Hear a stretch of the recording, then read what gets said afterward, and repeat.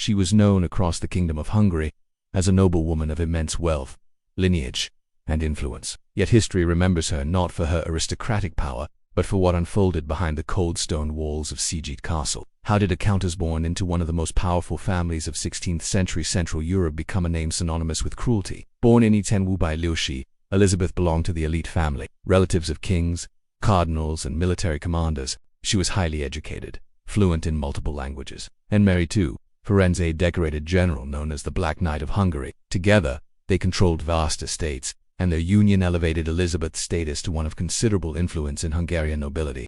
When Ferenc died in 1604, Elizabeth assumed control of their estates, expanding her power further. But it is what followed that turned whispers into legend. Over a period of years, rumors spread of young peasant girls who entered her household never to return. Whispers turned into accusations, and before long, a dark shadow loomed over her name. Was she a sadistic killer, or a victim of political conspiracy to seize her lands? The answer lies somewhere between verifiable fact and centuries of legend. However, what remains indisputable is this: Elizabeth was tried not as a criminal, but as a threat to the structure of nobility, and her case became one of early modern Europe's most chilling legal precedents. Her story is one of paradoxes: a woman with such an illustrious family background, highly educated and well-respected, who became the subject of grotesque rumors and allegations. In her later years, S's name became synonymous with cruelty, and her supposed crimes have been sensationalized in history. What began as suspicions among locals about the disappearance of young girls soon escalated into a full-blown investigation, one that shook the very foundations of Hungary's aristocracy. How victims were lured and trapped in the eyes of local peasants, receiving an invitation to serve in the household of countess seemed like a rare opportunity. Young village girls, often between the ages of 10 and 18, were recruited under the promise of employment as maids, attendants, or many were sent by their families with the hope of bettering their futures, as life in the countryside was harsh. But what appeared to be social mobility was, in many cases, the beginning of a trap. The estate operated with strict control. Once inside the castle, these girls became isolated from the outside world. Letters went unanswered, visits were denied, and silence became the norm. Trusted servants, including a local woman known as Anna Darvulia, helped manage this process, ensuring that few entered and fewer still ever left. The first signs of trouble came when families started to notice that their daughters had vanished without explanation. The complaints grew louder, and soon the church began to take notice. In 1609, a Lutheran minister named Magari petitioned the king directly, calling for an investigation into the inhuman cruelty taking place under S roof. The whispers, once dismissed, were now demanding action. The true horror, however, only began after the doors were closed behind the victims. Inside the castle, these young girls were trapped, isolated from their families, forced into roles they hadn't expected, and subjected to what would soon be recognized as the beginning of something far darker than anyone could imagine. Bathing rituals with no escape. Among the most enduring and unsettling accusations tied to Elizabeth are those involving ritualistic bathing, described in later testimonies as central to her private punishments. According to court records and witness statements collected during the 1611 investigation, several servants claimed the countess orchestrated acts in which victims were harmed in enclosed, tiled chambers, and that warm water was used in ways far removed from hygienic custom. Over time, a myth took shape that bathed in blood to preserve her youth. This image has captivated storytellers for centuries, but there is no contemporary record from the trial or noble correspondences confirming this specific act. In fact, the blood-bathing legend only appeared decades later, likely originating from embellished retellings rather than from S' lifetime. What the official testimonies do reveal is something far more grounded, and chilling witnesses describe the use of bathing basins and the presence of restrained victims during what they called punishments. Some testimonies, given under oath, claim displayed an eerie calmness during these ordeals, treating cruelty as routine, whether a ritual or a punishment. What occurred within those stone walls left a trail of witnesses, some complicit, some horrified, and while the myth has overshadowed the reality, the documented truth remains disturbing enough. These bathing rituals were not legend, but recorded allegations within one of the most notorious noble investigations in European history. Freezing rituals, victims left bare in the snow. Most harrowing accusations brought forth during the investigation were those tied to exposure punishments during the winter months, acts that combined both calculated cruelty and environmental suffering. Several witness testimonies allege that young servants were subjected to the elements, particularly during the bitterly cold Hungarian winters, as a form of punishment or control. The castle of Szeged, perched in the Little Carpathians, experienced severe winters. According to trial records, multiple servants described instances where girls were forced to stand outside in freezing temperatures, often stripped of proper clothing, for extended periods. In some accounts, Buckets of cold water were poured over them beforehand, intensifying the suffering in what was described as a deliberate display of power. These accounts came from individuals who had served in the household, including Ilona, one of us closest to death. While some modern scholars questioned whether such events were exaggerated under duress or fear of retribution, the consistency across multiple testimonies lends weight to the claims. The goal, as alleged, was to inflict suffering without direct confrontation, letting nature itself become a weapon. According to one record, reportedly observed the punishments from a distance, calmly issuing instructions. Whether these incidents were common practice or isolated, they contributed to the portrait of a noblewoman whose cruelty blurred the lines between discipline and torment. Trial testimonies that shocked the empire when Elizabeth was finally arrested in December 6. The investigation that followed would shake the foundations of the Hungarian aristocracy. Over 300 witnesses and survivors were summoned during the inquiry led by the Palatine of Hungary.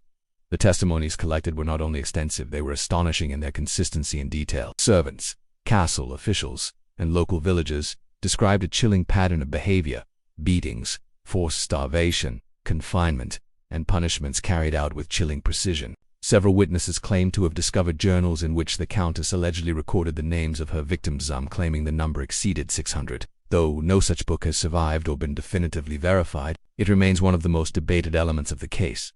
Under oath, servants confessed their roles in helping to carry out or conceal the punishments. Though many testimonies were likely influenced by fear or the desire for leniency, the accumulation of overlapping accounts naming victims, locations, and routines proved damning in the eyes of the court. And yet, Elizabeth was never put on trial herself.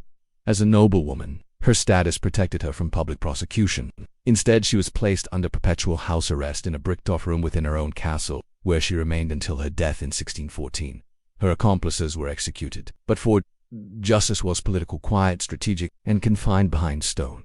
Comment below: was a singular monster, or a product of a brutal era's indifference? As Palatine Giorgi wrote in his letter to King Matthias on January 1611, following her arrest, I quote her: that brief state, direct and damning, still echoes across the centuries. Elizabeth's household became a place where many young girls disappeared, never to be seen again. In the eyes of the local peasants, receiving an invitation to work for the Countess seemed like a rare opportunity for advancement. These girls, often between the ages of 10 and 18, were recruited under the pretense of employment as maids.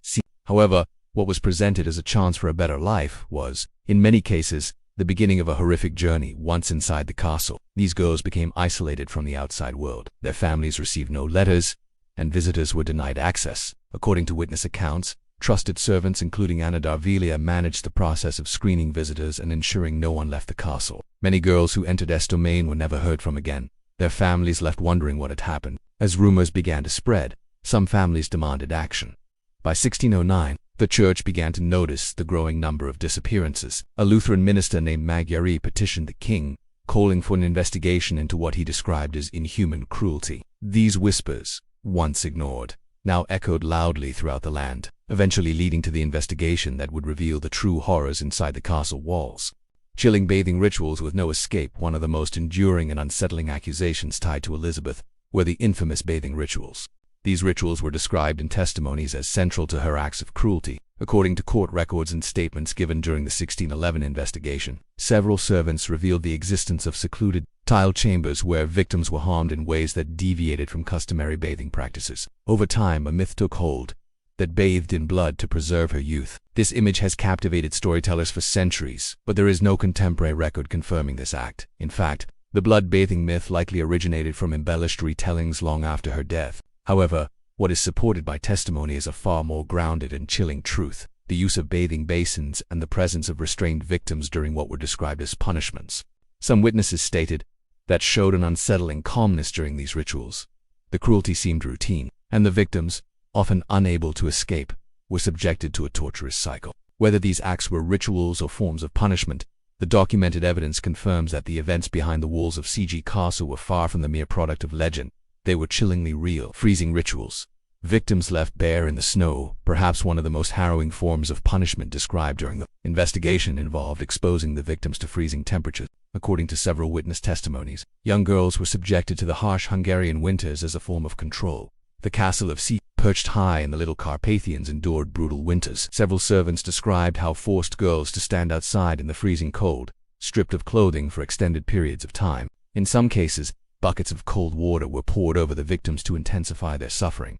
These chilling accounts came from those who had served in the household, including Ilona, one of S. closest attendants, while some scholars questioned the accuracy of these claims. The consistency across multiple testimonies lends significant weight to the allegations. These punishments, carried out in full view of the elements, were not just physical, they were designed to break the spirit of the victims, leaving them exposed and vulnerable to nature itself. According to some accounts, observe the punishments from a distance, calmly issuing instructions as if it were routine. Whether these incidents were common practice or isolated cases, they painted a portrait of a noblewoman whose cruelty seemed to blur the line between discipline and sadistic pleasure. Trial testimonies that shocked the empire. In December 16, Elizabeth was finally arrested. The investigation that followed would shake the foundations of Hungary's aristocracy. Over 300 witnesses and survivors were called to testify during the inquiry, led by György, the Palatine of Hungary. These testimonies were astonishing not only for their detail but for their consistency. Servants, castle officials, and local villagers all described a pattern of behavior that seemed to confirm the accusations against. Witnesses claimed to have discovered journals in which the Countess allegedly recorded the names of her victims.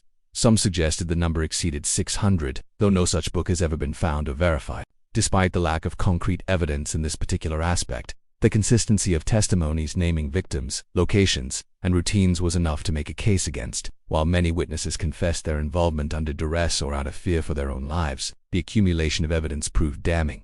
Yet Elizabeth was never formally put on trial. As a noblewoman, her status protected her from public prosecution. Instead, she was placed under house arrest in a bricked-up room within her own castle, where she remained until her death in 1614.